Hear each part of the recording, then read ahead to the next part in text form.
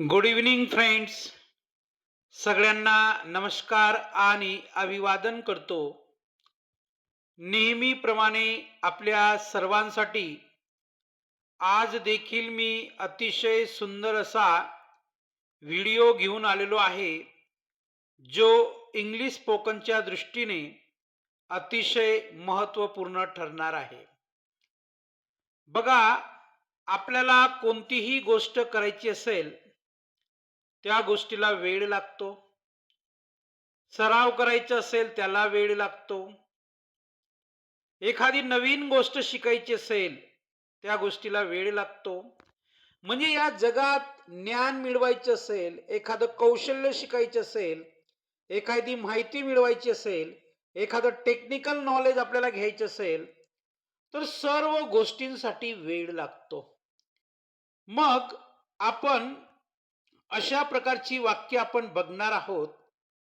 तर बघा, अशा प्रकारची वाक्य बोलण्यासाठी आपला आजचा जो चौवांश टीचिंग पॅटर्न आहे, तो पॅटर्न अगोदर आपण समजून घेऊया. आणि एकदा का आपल्याला पॅटर्न लक्षात आला, तर त्या पॅटर्नच्या मदतीने आपण हजारो वाक्य बनवू शकतो. पॅटर्न असा आहे, सुरुवातीला आपल्याला ईट घ्यायचं आहे, सब्जेक्ट म्हणून ईट घ्यायचं आहे. ईट नंतर टेक्स घ्या. आता टेक्स म्हणजे काय? घेतो. टेक्स म्हणजे काय?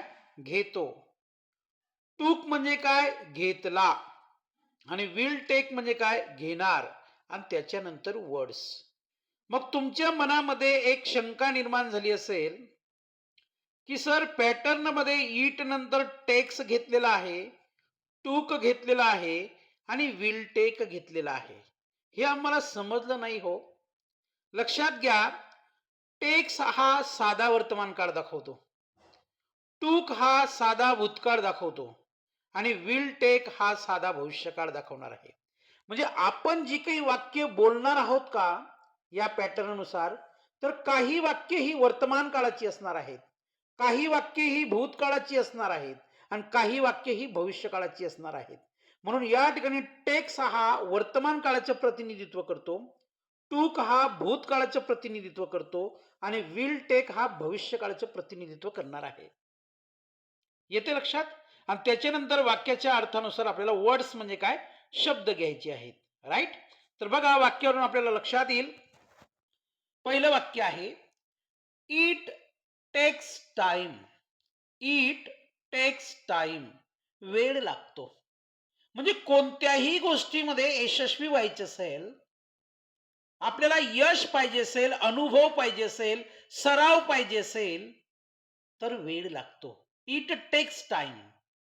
राईट? तर वेळ लागतो. तर टेक्स या वाक्यामध्ये वर्तमान काळाचे प्रतिनिधित्व करत आहे. समजा आम्ही दुकानावर गेलो आणि दुकानावर गिराईकांची गर्दी आहे. मी जर त्या दुकानदाराला विचारलं की काका, मला 1 किलो तेल पाहिजे, ते मला म्हणणार, तुम्हाला तेल देतो, काही अडचण नाही, बट इट टेक्स टाइम. वेळ लागतो. थोडा वेळ लागतो म्हणजे काय, तुम्हाला 5-10 मिनिटं थांबावं लागेल, गर्दी आहे ना. येते लक्षात? दुसरं वाक्य, इट टूक डेज. दिवस लागले. बघा, पहिल्या वाक्यामध्ये लागतो, तो आहे शेवटी, पण दुसऱ्या वाक्यामध्ये दिवस लागले, ल ला लिहिले. It took days. दिवस लागले हो. तुम्ही एमपीएससी ची परीक्षा किती दिवसात पास झाले? तर आपण उत्तर देऊ शकतो, इट टूक डेज. दिवस लागले म्हणजे खूप दिवस लागले. राईट? तर टूक या ठिकाणी भूतकाळाचं प्रतिनिधित्व करत आहे. तिसरं वाक्य आहे, इट विल टेक करेज. धैर्य लागेल. बघा, पहिल्या वाक्यामध्ये लागतो, तो आहे शेवटी, म्हणजे वर्तमान काळ आहे. दुसऱ्या वाक्यामध्ये लागले, ले म्हणजे काय, भूतकाळ आहे. आणि तिसऱ्या वाक्यामध्ये लागेल, ल ल आहे बघा, लागेल म्हणजे होणार, घडणार. तर इट विल टेक करेज. धैर्य लागेल. तुला त्या लोकांशी मुकाबला करायचा आहे ना, तुला त्याच्याशी फाईट करायची आहे ना, तुला त्याच्याशी भांडण करायचं आहे ना, तुला त्याला तोंड द्यायचं आहे ना, तुला त्याला त्याच्या आव्हानांना सामोरे जायचं आहे ना, तर इट विल टेक करेज. धैर्य लागेल म्हणजे हिम्मत लागेल, साहस लागेल. असं आंडू पांडूचं काम नाही ते. आलं लक्षात? नंतरचे वाक्य आहे, इट टेक्स एफर्ट, प्रयत्न लागतात. म्हणजे मंजिलें उन्हीं को मिलती है जिनकी सपनों में जान होती है. मंजिलें उन्हीं को मिलती है जिनकी सपनों में जान होती है. पंखों से कुछ नहीं होता, हौसलों से उड़ान होती है. तर इट टेक्स एफर्ट, प्रयत्न लागतात. म्हणजे तुम्हाला यशस्वी होण्यासाठी प्रयत्न करावे लागतीलच. दुसरं वाक्य आहे, इट टूक प्लॅनिंग, नियोजन लागले. म्हणजे ज्या गोष्टीचे नियोजन करायचे होतं ना, नियोजन लागले. आता ती गोष्ट घडून येणार. इट टेक स्किल, कौशल्य लागते. जर तुम्हाला कोणत्याही क्षेत्रात यशस्वी व्हायचे असेल, फक्त तुमच्या सर्टिफिकेट्सवर किती मार्क्स आहेत दॅट इज नॉट इम्पॉर्टंट. तुम्हाला कितीपैकी गुण मिळाले दॅट इज नॉट इम्पॉर्टंट. तुम्ही किती पुस्तकं वाचली दॅट इज नॉट इम्पॉर्टंट. पण यू मस्ट हॅव स्किल, तुमच्याकडे कौशल्य असलं पाहिजे. म्हणून इट टेक स्किल, कौशल्य लागते हो. कोणत्याही गोष्टीमध्ये यशस्वी व्हायचे असेल, अनुभव घ्यायचे असेल तर कौशल्य लागतं. राईट? प्रत्येकाकडे वेगवेगळं कौशल्य असतं. कुणाकडे बोलण्याचं कौशल्य असतं, कुणाकडे ऐकण्याचं कौशल्य असतं, कुणाकडे लेखन कौशल्य असतं, कुणाकडे वाचन कौशल्य असतं, कुणाकडे टेक्निकल कौशल्य असतं, कुणाकडे गाण्याचं कौशल्य असतं, कुणाकडे नाचण्याचं कौशल्य असतं, कुणाकडे रांगोळी काढण्याचं कौशल्य असतं. Right? Many examples you can take. It took minutes, मिनिटे लागली. ते काम पूर्ण व्हायला मिनिटे लागली. इट टेक्स प्रॅक्टिस, सराव लागतो. इट विल टेक वीक्स, आठवडे लागतील. ते काम पूर्ण होण्यासाठी आठवडे लागतील. इट टेक्स डेडिकेशन, समर्पण लागते. समर्पण शिवाय आणि त्यागाशिवाय काहीही होऊ शकत नाही. इट टूक इयर्स, वर्ष लागली हो. इट टेक्स पेशन्स, संयम लागतो. इट विल टेक मनी, पैसे लागतील. इट टूक ब्रेवरी, शौर्य लागतो. किंवा शौर्य म्हणजे काय, शूरता लागली. येतंय लक्षात? पुन्हा आपल्याला सराव करता यावा त्यासाठी काही वाक्य आहेत त्याच प्रकारची बघा. इट टेक्स फोकस, लक्ष केंद्रित करणे लागते. म्हणजे अभ्यास जर करायचा असेल तर इकडे तिकडे आपलं मन भटकू नये, त्यासाठी फोकस महत्वाचा आहे. इट टूक सेकंड, सेकंद लागले. इट टेक स्ट्रेंथ, शक्ती लागते. ज्या ठिकाणी युक्ती लागते त्या ठिकाणी युक्ती लागते, ज्या ठिकाणी शक्ती लागते त्या ठिकाणी शक्ती लागते. इट विल टेक अवर्स, तास लागतील. आता लगेच तुम्हाला काम पूर्ण करून मिळणार नाही तर त्याला काही तास लागतील. इट टूक कॉन्सन्ट्रेशन, एकाग्रता लागली. मी खूप एकाग्रतेने अभ्यास केला, so that today I am successful, त्यामुळे आज मी यशस्वी आहे असं तुम्ही सांगू शकता. इट टेक्स एनर्जी, ऊर्जा लागते. इट टूक वर्क, काम लागले, श्रम लागले. इट टेक्स कमिटमेंट, वचनबद्धता लागते.